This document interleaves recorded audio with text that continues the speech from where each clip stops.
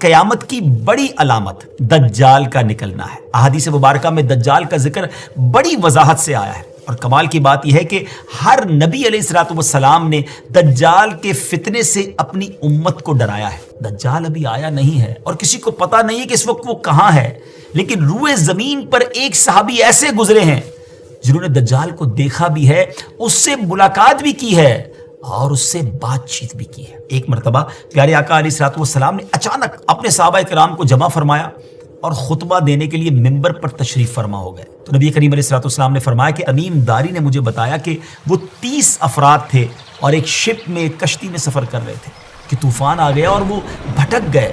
تقریباً مہینہ بھر وہ سمندر میں گھومتے رہے اور ایک دن سورج غروب ہونے کے وقت ایک نامعلوم آئلینڈ پر پہنچے۔ انہیں وہاں سیاہ رنگ کی مخلوق نظر آئی جس کے جسم پر بال بہت زیادہ تھے۔ انہوں نے اس سے پوچھا کہ تم کون ہو؟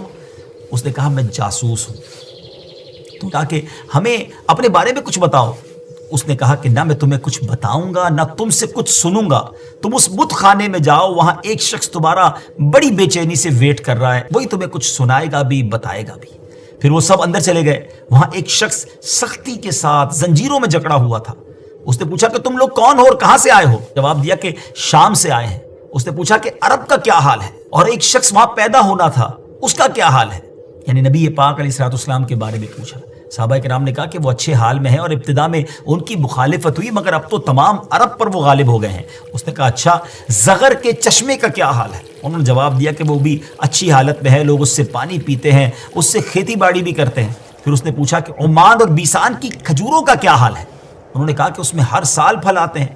یہ سن کر اس شخص نے 3 چیخیں ماری اور بولا کہ میں دجال ہوں۔ کہتا ہے ان قریب میں آزاد ہو جاؤں گا اور زمین کا چپا چپا گھوموں گا اور اس کا کوئی حصہ نہیں چھوڑوں گا سوائے طیبہ کے، کیونکہ مجھ میں وہاں جانے کی طاقت، وہاں جانے کی پاور